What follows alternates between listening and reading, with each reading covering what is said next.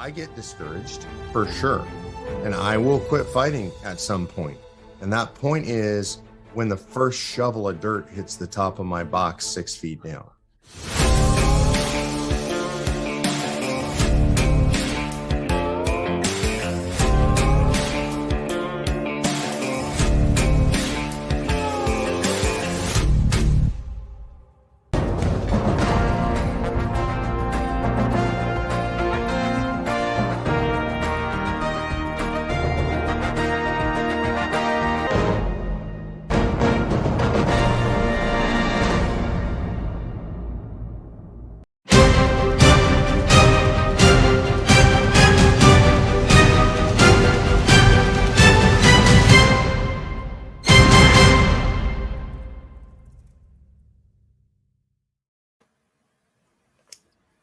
Well, good evening, everyone. Welcome to COS Indiana Live. Diana, I'm sorry I got you on the screen here. We're not ready for you yet. So I'm going to send you back to the lobby.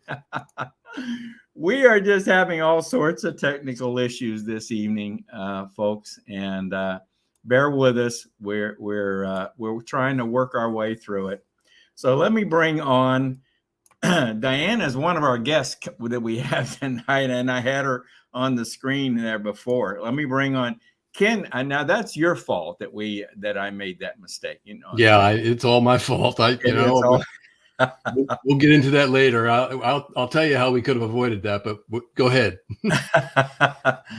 Well, okay, we're working our way through it, folks. We're working our way through it, so we'll make it. We'll make it. Well, Ken is my co-host tonight, and I know you all have seen him before. And we're going to try a little something different tonight. Our main segment tonight is on communications. And Ken, being our state communications coordinator, is going to host that segment.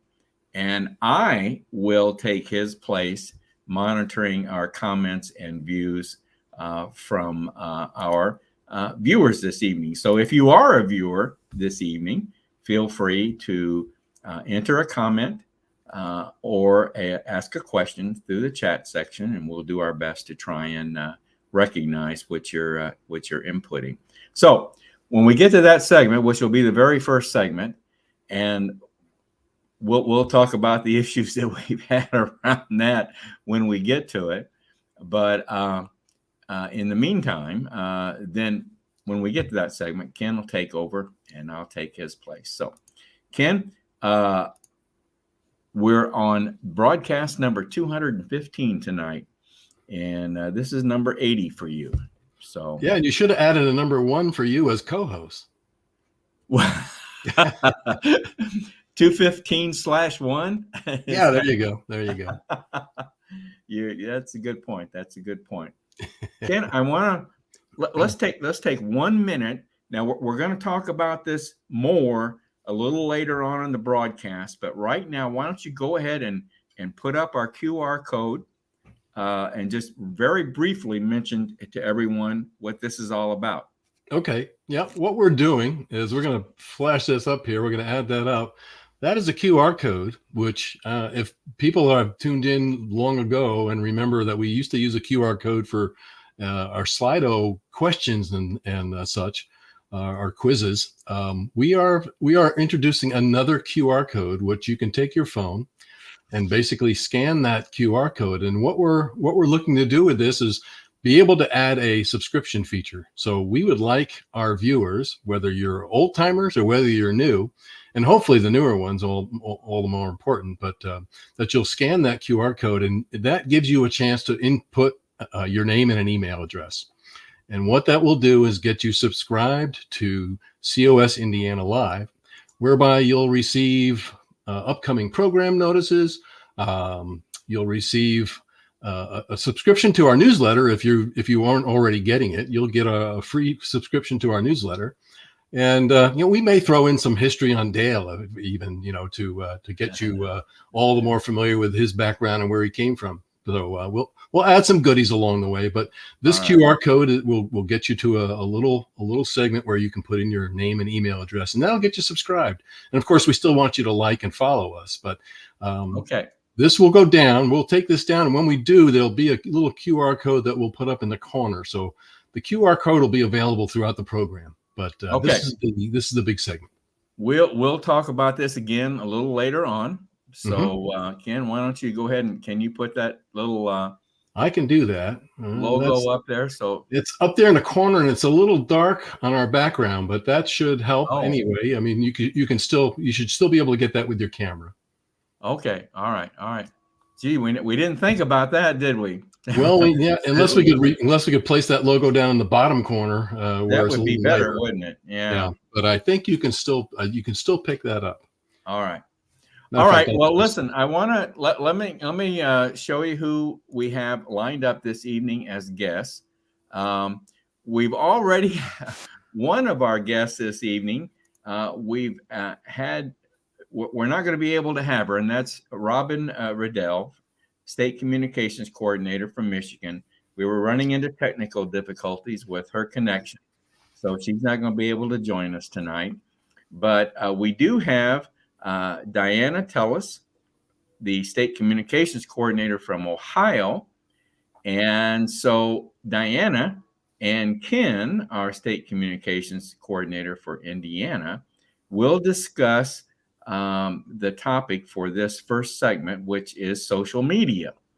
So I'll be turning that over to Ken here very shortly. We've got then in the last segment, we've got Dale Tipton, our state director, will be giving us a status update, state status update through September. And then Gary Harbaugh has submitted a soapbox segment for us this evening on the national debt and this continuing resolution that what's going on in Washington, D.C. right now. So Gary had some thoughts about that. So we'll bring Gary on. He's recorded a segment for us this evening. So Ken, I'm going to now, let me get up here and get, I'm going to I got the banners up there for you. I've got them there. You're going to start monitoring the chat room, and we'll go ahead and take it over from there. I'm going to do that. You want to bring Diana on? Can you? I will bring Diana on. This will be as my first time. Well, not my first time officially hosting. I know I've hosted a few times when I had to fill in for you, but we're going to bring on Diana Tellis from Ohio. How are you, Diana? Very good. Good to be here, guys. How are you? Oh, we're trying to get through this one. That's for sure. Tell us whereabouts you are in Ohio. Where we are in Ohio. Yeah. Right now, Ohio has not passed. We are not as fortunate as Indiana. We are not a passed state. Right now, we are in not even in committee yet, but we have been introduced in the House, Ohio House, and we're awaiting some information on when we might get in to have some testimony and be able to give some testimony. So we're preparing testimony now and going to be ready for that. I suppose there's a slim chance we could see something like that in November, but I think it's probably looking like it's going to be later than that, maybe into the new year. Hopefully this winter, maybe. So that's where we're at. Yeah. We'd like to see Ohio join the ranks of the past. Yes. And whereabouts are you located in Ohio? You're broadcasting. You're coming to us from where? Westchester, Ohio. So the north side of Cincinnati, not all that far from Southeast Indiana, actually. So we're not too far from the border. So it's like we're neighbors and friends. We'll let you. Our borders aren't closed. They are open. You can. They are open. You can come across anytime. Yeah, it's we all have the same mindset at least. So there's that. There you go. Well, Diana, tell us a little bit about your COS story. How did you come about finding COS and joining the ranks? So I'm pretty proud of it. I'm so grateful that I found Convention of States. I was a very, very busy homeschooling mom. I'm still a busy homeschool mom. And I had always found, even before I started homeschooling, things to keep myself busy, volunteer opportunities.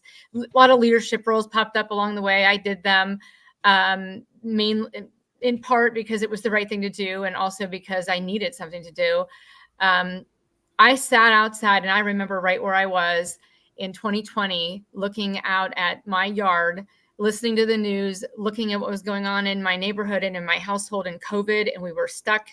And I could not believe the way the country was acting. I could not believe it. I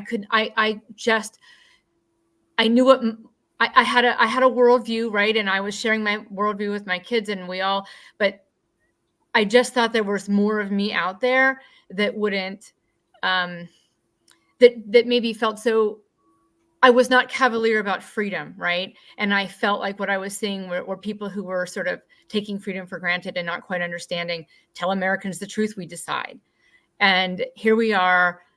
I'd had a volunteer opportunity that I was pretty involved in, and I was pretty proud of it.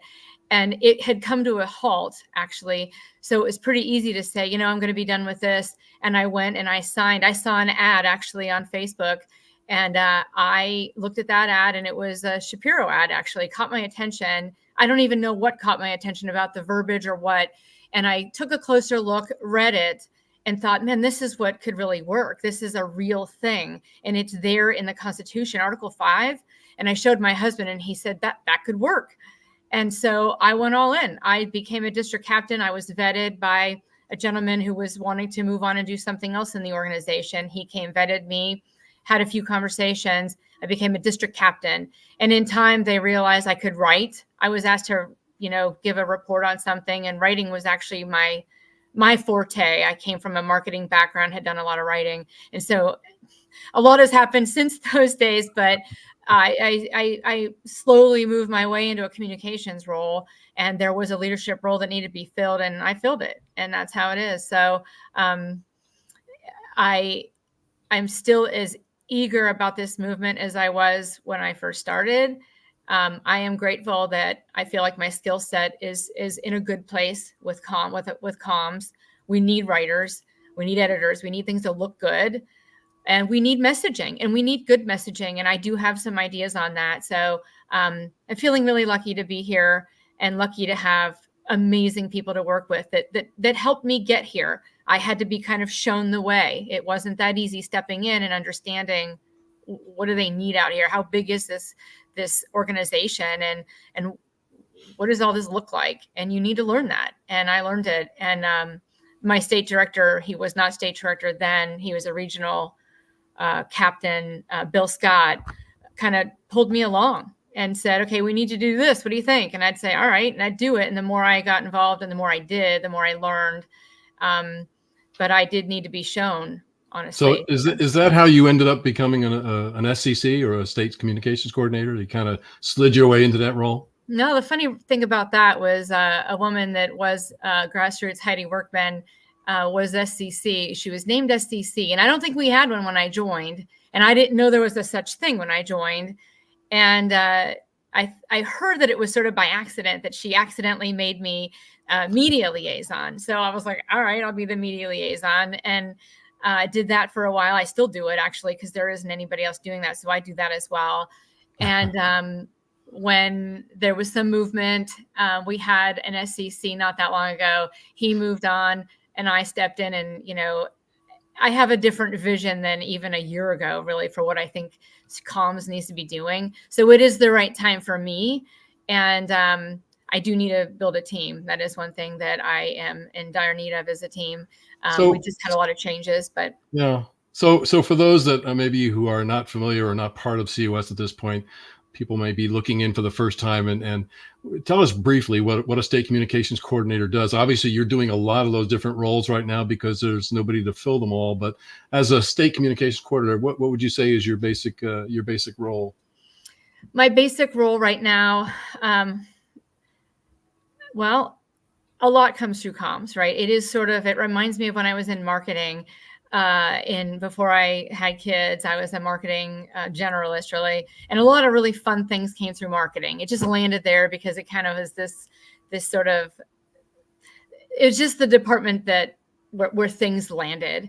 It was more fun there. You learned things in advance. You got to be connected with people and got to go to a lot of different events, and that's kind of how comms is.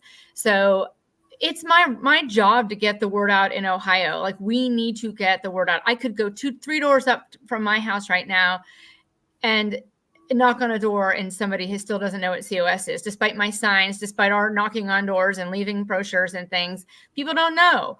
And that is my duty in Ohio, to get the word out. So Right. I do my very best. It's probably not enough, but I do my best to keep in touch with media people that we know are sort of friends. I answer media questions. When somebody comes to me and says, hey, there's a podcast that we're looking for somebody to do, can you do it?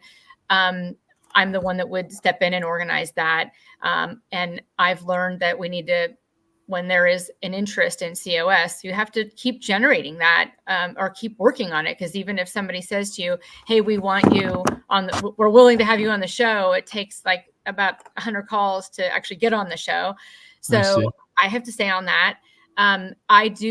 It is my duty to help get blogs up. There are a few independent people who will put a blog up and write one, but I'll keep my eye on what's going on, either write one myself or find somebody to do it. We do have a gentleman who is a content writer who, right now he's taking a little bit of time because he's moving, but where I could say, hey, would you want to write about this? We could really use that. So it is about communications, and it looks like Dale might have a comment or a question from our viewers. So let's bring Dale. Well, I just wanted to chip in on this particular discussion.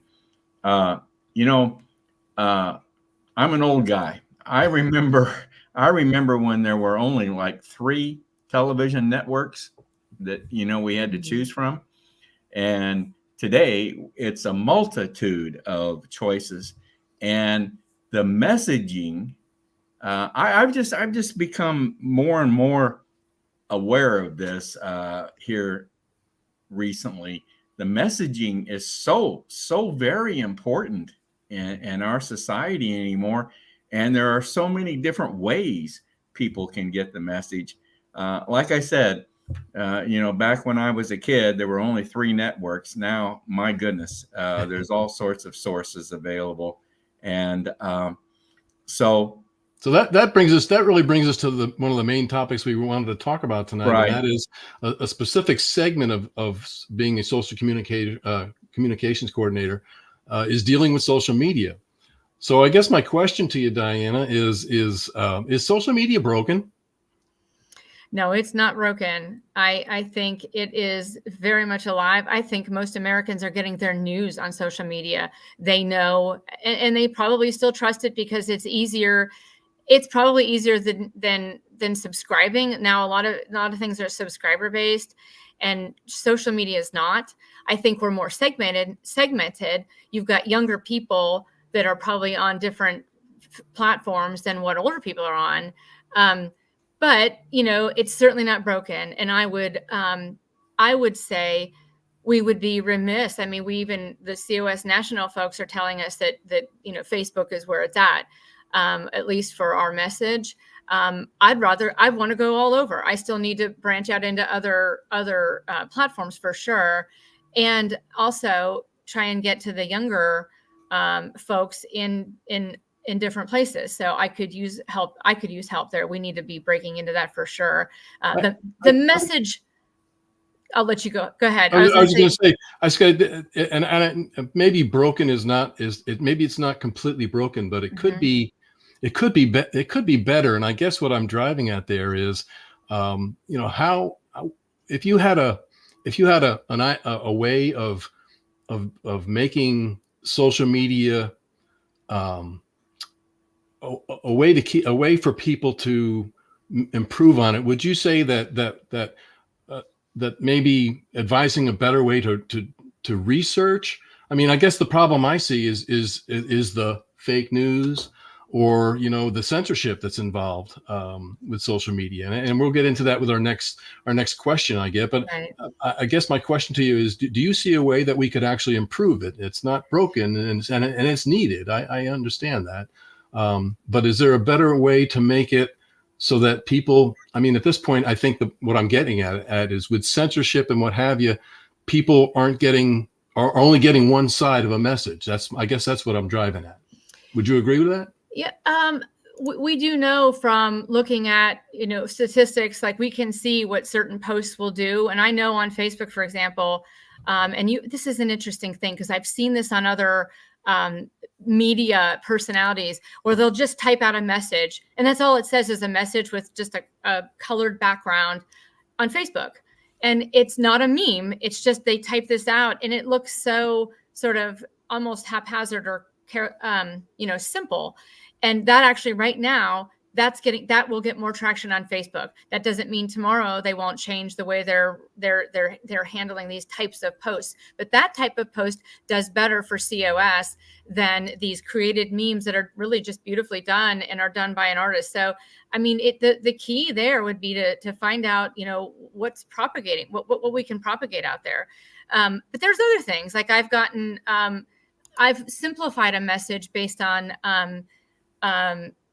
a suggestion that was made to me, instead of these sort of longer kind of memes and sayings that we put up there. We try to be clever. Sometimes being simple in our messaging can be the way to do it. I've noted that we don't get, our blogs aren't necessarily being read. If I post the blog, which I almost always will do, post a blog to our Facebook page, it doesn't get anywhere. It just doesn't. So you're saying that the way that it's presented is a better way to reach the people, and that's good. And I'd say that it would be recommended as well that people do a little bit more research on their own to try and hopefully that would drive people into trying to find out more information about COS as well. But that leads me to another area and that's big government and big tech. Now, obviously, I think we're all well aware that government has gotten involved with social media. Big tech is manipulating, information that comes in and out. And originally, I think social media was meant to be a free platform where people just kind of got on and you were able to debate. And I guess that's missing from today's social media. It was the town square until it wasn't, right? Yeah. And people got used to getting their news that way. And would prefer that people not just get their news that way, obviously. I still have in my mind, and I don't mean to pivot away from social media, but part of my sort of communication plan for Ohio includes getting more, it's not that I'm not always paying attention to the news, because I'm always paying attention to the news. I think all of us in COS are always keenly aware of what's going on, but always connecting Article 5 and what we're trying to do with convention of states to what the news is. And the news cycle matters. And if I get a story written and I can get it out into the newspapers in Ohio, or even in one paper in Ohio, sometimes that propagates even nationally. We've had a couple of mine actually have been propagated in different places. I don't know if the AP picks it up, but they end up on some of these .com, large national .coms, Yahoo for one. And so our message does need to be tied to the news cycle, even if it is on social media, wherever it is. People will note that.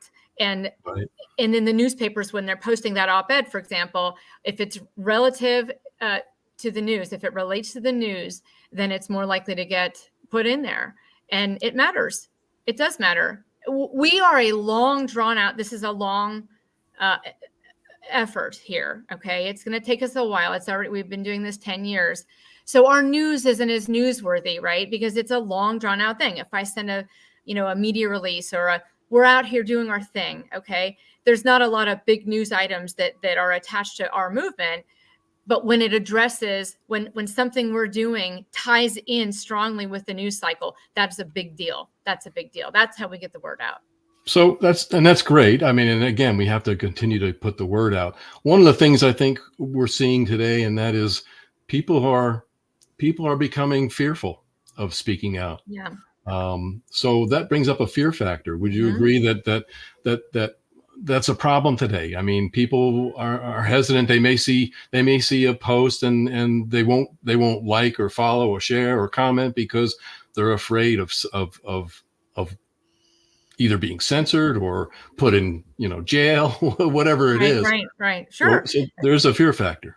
That's what that was all about. It wasn't about putting, when they're dragging somebody out of their house and arresting them for sidewalk counseling at an abortion clinic. Maybe they never intended. Maybe they presume they could never jail him for much of anything, but it does scare people. And it's probably happening more than I know, because when you like something on Facebook, it generates, like, that's a sort of a paper trail, right? I mean, a digital one, but it's there, and it's there.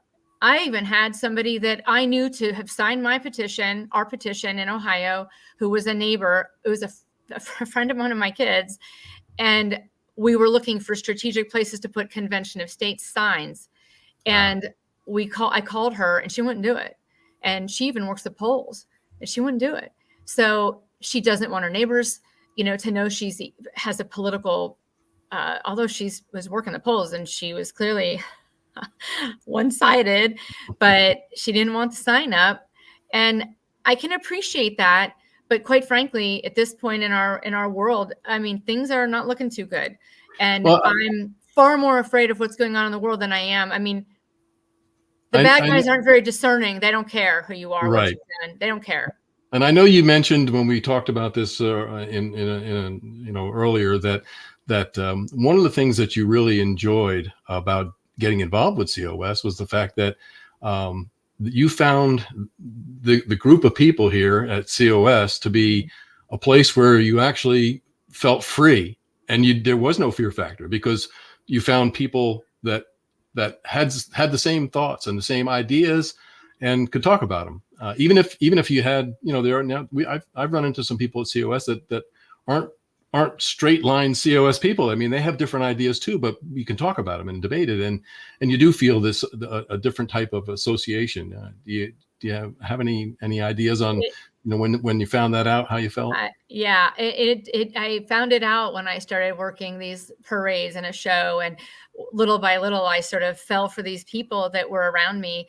And we're not all in lockstep in a political sense or in a faith sense, but by and large, it's a safe environment. It's not just that it's safe, because I'm willing to not be safe. I don't do anything just to be safe. I'm doing what I'm doing because I'm just not going to leave. I have one grandchild. I have 4 kids. They're entering the work. 2 of them have entered the workforce. One of them's up and comer, and I have a 14-year-old at home. I'm not going to not fight for the country. And I'd rather do it alongside patriots who are like me, who care, who get it, than all by myself, or sitting in a fetal position and at night wondering what in the world I'm going to do, with nobody around me that sort of thinks like me, or that understands that our Constitution, that we can survive this, whatever this is. Our Constitution was written to handle this. We just need to restore it and fight for it. We have to fight for it. And they know that, and they know it, and it is a joy to be with them. And if nothing else, I'm willing to I put a lot of time in, but the people that I am with are just out of this world. They really are true patriots, and they get it. Dale, I know Dale had an input there. Whether somebody we got a question here from Diane Jones, kind of related to the news cycle topic that you were talking about. Let me show it up here. Great ideas. What about quotes from founding fathers that relate to news cycle also? Actually, that would be a really good. That would be a good social media angle, because I do this all day long trying to come up with clever things that I can say. That's a really good, actually great idea. Great idea. And it could be used in an article. If I wrote an op-ed, for example, I'm not sure that, now let me walk that back. I'm not sure that the folks over at the Cincinnati Enquirer would want to hear from the founders. I'm moved by the founders' quotes. I'm moved by a lot of quotes. I don't know if that would work in an op-ed, but it absolutely would work on social media. It's a great idea. Yeah, it is. And I think it's a great suggestion. Thank you, Diana, or Diane, and to Diana. It's like the amount of Dales that we have on this show. At times I get confused, but I think it's also good because I think there's a large portion of our population that really does not know our history. And that's another problem. I mean, they just, there's nobody is really, gone back and researching. I mean, they're swallowing everything that the history is being rewritten, and that's a problem as well. But and that's another whole program. But I know we already talked about getting the COS message out, but what would you say, our COS solutions would be for some of the problems we have with government and big tech getting involved? How do you see COS involved in this all? With regard to big tech, in government. I mean, our government is. I mean, at this point, it's been shown once Elon Musk took over Twitter that the government was instrumental in persuading people to do things. So our government was actually involved in our social media.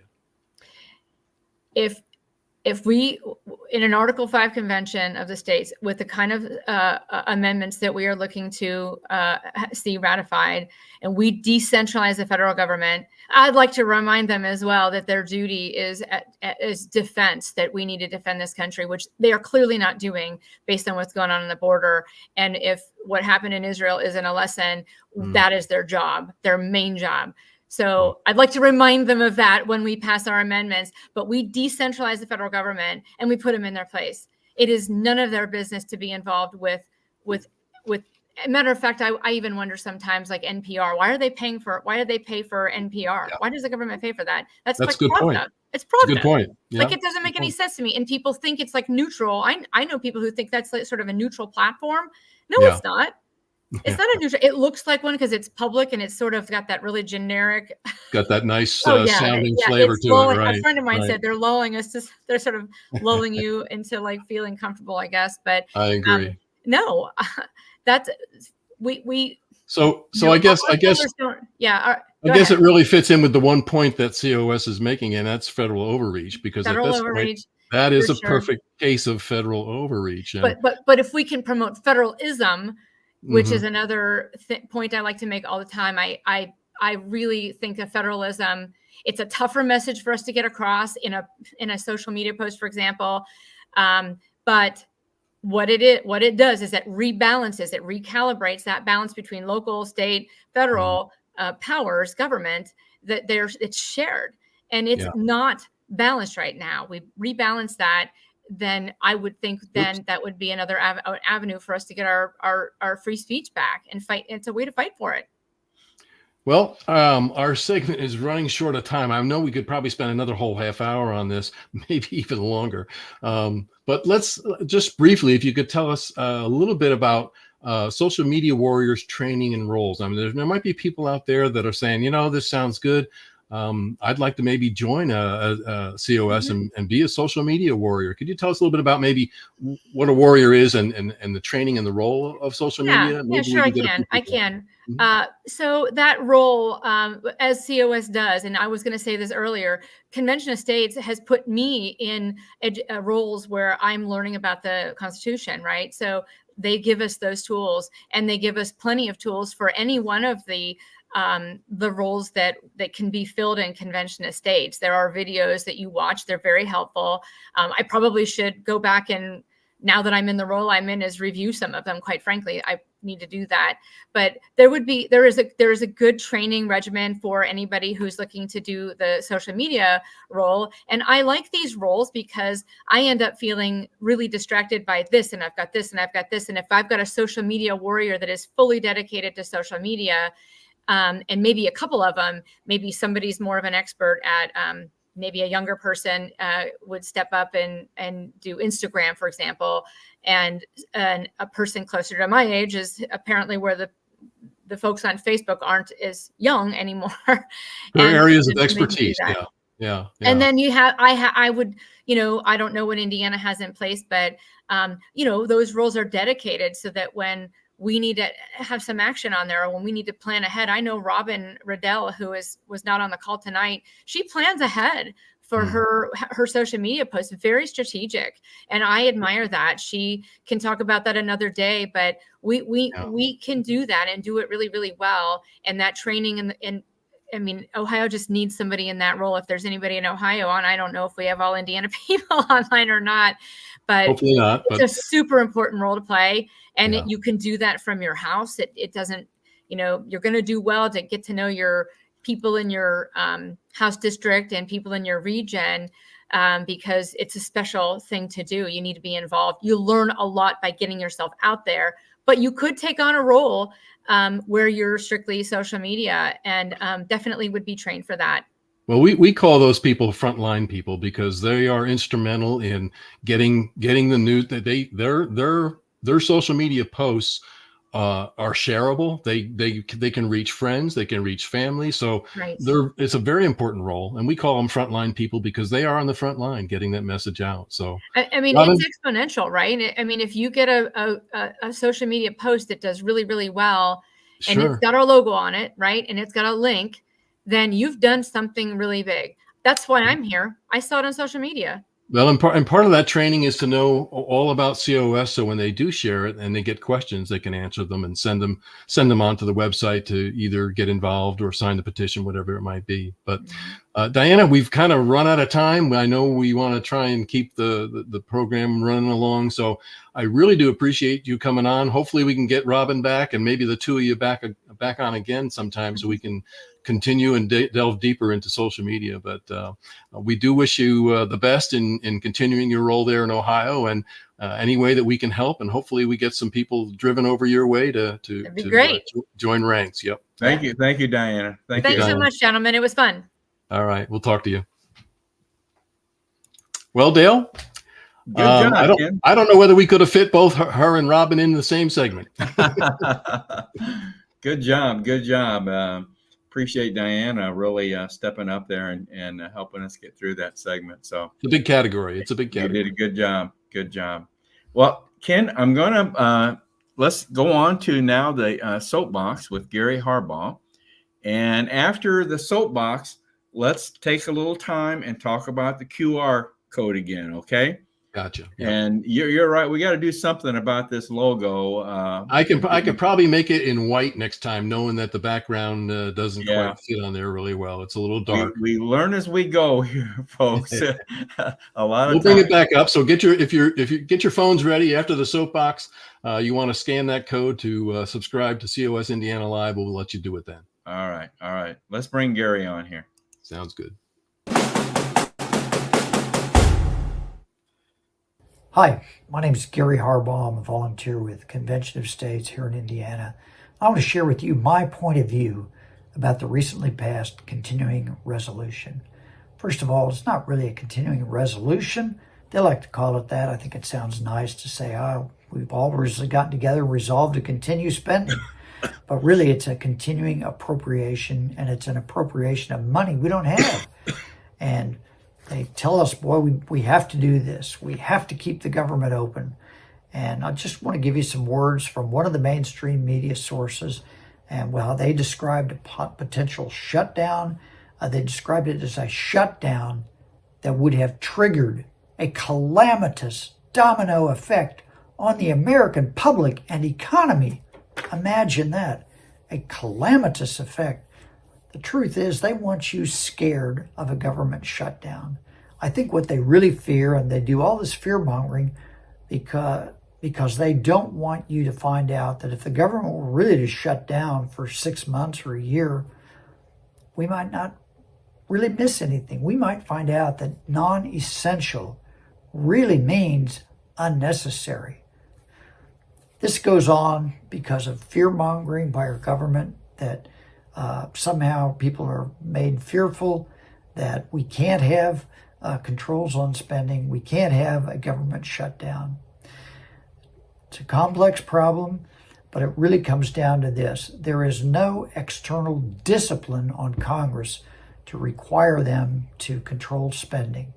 And this is exactly why we need a convention for proposing amendments whereby we, the people, can say to the government, this is the limit. You cannot spend more than however that limit might be defined, because Congress will never put limits on itself, and there is no external discipline.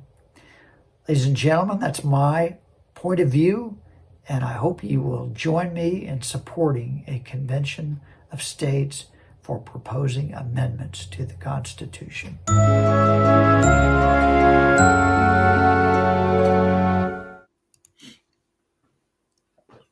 I thought that was a good soapbox segment from Gary. Yeah, yep, that's timely. And, I did check while that was running, Dale, because the background was a lot lighter with Gary's Yeah. soapbox, and it works fine. So we just need to lighten it up for this particular segment here. Okay, all right. But you want me to bring that back up again so people can get their phones and Yeah, I just want to mention one thing before we do this that Sure. Folks, I don't know if you're noticing or not or are catching this, but there's so many things going on in our country today and in Washington, D.C., as well as throughout our country that, like Gary Harbaugh said, it's all pointing toward the need for a convention of states. We, the people, have got to take control of this government. I tell you, it's really it's a state in a state of chaos right now. It just seems to me. So enough. Maybe I ought to do a soapbox. It's quite possible. Yeah. All right, go ahead. I'm sorry. That's okay. We'll go ahead and bring that image back up. If you got your phone, you want to just go ahead and pull your camera up and get close enough. You'll see a border will come around it, and a little yellow box will pop up on the bottom. All you have to do is click on that, and it'll bring you right to the subscription area. And you just simply have to put in your name and an email address, and we'll get you subscribed and get you all the information you need to know as we go forward here with COS Indiana Live. So we'll leave that up a little bit, Dale, and let people get that code. Okay. And while they're doing that, I will add, I know that you said there's a lot going on, and I know at some point we're probably going to have to talk about Israel here, because that's certainly the news that hit that it's just, I don't know. Sometimes you don't know what to say. And at this point, when I heard that news, I literally didn't know what to say. There are ramifications of this, what's happening in Israel. And we're just now starting to realize the ramifications of this. We need real leadership is what we need. We need real leadership at this point. So it's going to be crucial. It's going to be crucial. Okay, we'll take that down for now and get back to our regular programming. We'll try and show that again either later, or we'll get this other code. So maybe next Monday you can tune in and get that if you missed it. Speaking of real leadership, let's bring on our state director. What a segue, huh? What a segue. Well, hello, gentlemen. Hello, Dale. Are you going to run for president, Dale? I don't know. I think somebody should. We're hurting for certain. That's what, as they say. Yep. Yes, that's for sure. Well, listen, Dale. We want you to give us an update as to the status of COS Indiana through September. Now, got a couple graphics here. What do you want me to bring something up first here, or do you want to? Should I just wait till you're ready? Doesn't matter. The first thing we're going to talk about is the action reports, which relates directly to that graphic that you have. So whenever you feel like you, not that one. Not that one. I know. Talking about this one here. Yeah, that one. Okay. So basically, what we're keeping track of, this is a spreadsheet that basically tracks action reports. And so an action report is filed by any of our volunteers for simple things that they do. Maybe they attended an event. Maybe they received some training. Maybe they, did something else, talked with a legislator, for example. There's a number of different things that they could do to educate themselves and to spread the word about Convention of States that we keep track of. And so for the month of September, there were 228 of those spread across 14 different regions that we keep track of. And then we had Region 5, which is oftentimes a top region. And we have specific people such as Robert Suarez, Diane Jones, Gary Spielman, Lisa Phillips, Michael Gibson, and David Nally, who were high statistical contributors, meaning that these people have been both busy and they've taken the time to report what they've done. Oftentimes, since we're human, there's a lot of work that goes on that goes unreported. So these are just the things that we're aware of. I think this is really, we created this report. It's an internal report, obviously, but I think it has helped. It certainly helped me to realize what all of our people are doing, and we're doing a lot of things, folks. And this tells us the areas where our activities are centered and oriented towards. So I think it's really, if nothing else, if you're not involved in Convention of States and you're viewing this, this should tell you that we have a lot of people that are very active in Convention of States. So Yeah, I I think it's good to point out that we want people not to just hold a title or a role, but we want people who are actively engaged and busy, because it's the activity that creates change. right. Okay. And just a couple other things to point out. As of the end of the month, we had a total of 64,735 people that had signed our petition, which is a pretty significant number across the state.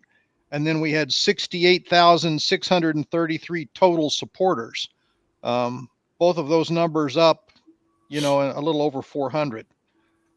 So that's just kind of another thing. The petition signers obviously are people that have actually signed the petition, and the total supporters could be people that have provided, maybe they made a donation, maybe they requested information or showed support in some other way. So that's why that number is a little bit higher. But I think that's really impressive, Dale, that we're closing in on that 70,000 mark of total supporters, and that's a significant number. I mean, that's a significant number here in the state of Indiana, as far as not many organizations can claim 70,000 supporters in their organizations. Well, that's just obviously, whenever you look at approximately 5,400,000 nationwide, we are in fact the largest grassroots organization in the country. Yes, nationally, yes, we are. So, and I mean, for the people that are thinking about joining up with us, I mean, it's an organization that's proven. We've been on the ground for 10 years. We're active in virtually every House district in the country. And there's some really good things that are happening, as these statistics point out. All right, good. Okay. So something else I wanted to get into just a little bit, depending upon time. You guys have already started out tonight talking about roles and different things that we do in Convention of States. You talked about a state communications coordinator, a social media warrior, some of those kind of things. I thought people might be interested in some of the other things that we do that would, provide some additional information. And so anytime you go to conventionofstates.com and you click on the Take Action tab at the top of the page, this is what you will see. And so for whether you want to be a volunteer or become a leader, all of the positions, once you arrow down on the screen, are available for you to see. And then you can talk about, any single one of them. Dale, I thought it was interesting that I was looking for virtual program director, and I couldn't find that one. No, no, you're not going to find that one on there. You're not going to find that one. And so I would point out to people that obviously Dale Parrish is a former state director. He ran the Indiana team for like 7 years, decided to step down before I became involved as a state director. And so he became the virtual program coordinator. And so that was not a position before Dale became that. However, due to his skill set, we basically formulated that position for him, which shows that we're also flexible, and virtually any talent that you have as a volunteer, we will take advantage of. And if we don't have a role for you, we will make one. We'll make one up, won't we? That's right. That's right. All right. That's right. I'm part of the comms team, so that's okay. All right. I thought that was a good place to start. Yeah, good. And then since we've also got you on here and me on here as state director, my job is basically to oversee everything that's going on within the state, whether it's communications, whether it's legislative, whether it's grassroots. I need to have a feel for about everything that's going on within the state. And then at the same time, I need to be a liaison between our national team so that anything that comes up there, especially tools that we might utilize, we want to make sure that Indiana has those available so that our people can progress and be the best at doing their jobs that they can be. Right. Dude, you got more experience than I do, Dale. Would you like to add something to that? There's a state communications coordinator. There's that's the role that Ken Kashuba's in. And we just talked about. What was your question there, Dale? I cut you off. No, I was just asking, as since you've got some vast experience as a state director, if you would add anything to my statement. Oh no, I think all I can say is a state director has just got to have some, I think, good management skills, and because we are an organization like any other organization, and I think some basic management skills are what's most required to do the job as a state director. Yeah. So, and I think you certainly have that, Dale. So appreciate that. Yeah. And then something else I wanted to throw in here, and this is totally off the subject, but since our co-founder Mark Meckler is scheduled to come to Indiana this month, I also wanted to put that information out there. Okay. That on October 25th at 6 p.m. he will appear at the Living Stones Church in Crown Point to address that congregation and then members of the Crown Point community, along with Convention of States volunteers. So that's a really huge thing for Indiana, and we're really looking forward to seeing Mark come out. Say where that's going to be located again. That will be at the Living Stones Church in Crown Point, Indiana. And that will be at 6 p.m. Central Time. Okay. And then he will meet privately at 5 p.m. with COS volunteers only. Okay. So they'll have a special audience and be able to answer some questions and talk with him and get to know him a little bit in that kind of a more intimate setting. That's quite an honor for him to agree to come and meet with us there. That's and I think as it was said in elsewhere, is that this is a first for him. He's never come to a church and addressed a congregation before. So many firsts come out of Indiana. Wow. Great. Yeah, I think it's going to be a really good thing. They saw a video clip of him someplace. Oh, I tell you what it was. It was I think it was the minister, the lead minister there, saw the interview between him and Tucker Carlson, and that's what spurred the interest. Okay. All right. And I think it happens during a time that people are becoming more interested in church congregations about the failure of our national government and what we as citizens can do about it. So, okay. All right. Well, Dale, thank you very much for the update. And we'll be bringing you back on for a October update. We'll bring you back on early in November. It's always my pleasure to challenge you with technical difficulties and other assorted problems. Ken, that just dawned on me. Every time we have a technical difficulty, Dale was on the agenda. Yeah. Right? Yeah. I think there might be a connection there. I don't know. Yeah, I think Robin caught a bit of his disease. It might be. Yeah. Well, listen. I'll tell you, we got a minute here, and I'll mention this again in our closing. But our program next Monday on the 16th, we're going to be doing a part 2 FBI interview. And Dale was part of that, being a retired FBI agent. Dale was included in part 1, which we did on October 2nd. Well, next Monday, October 16th, we're going to do part 2 with Dale plus Michael and Tracy Wyatt from Iowa, also both retired FBI agents. You want me to throw out some breaking news as a teaser? Sure. Just at the first part of this month, Newsweek ran a magazine article that reported that the Department of Justice, in conjunction with the FBI, had redefined their threat terms for domestic terrorism to now include politically affiliated threats called MAGA. Mm-hmm. Is that right? Think about that. Isn't that something? Isn't that something? And worse yet, I don't know whether you saw, but Hillary's back in the news. She was interviewed and said that she needs to deprogram half of the country. Yes, I saw that. That's also true. So get your education cards ready, pal.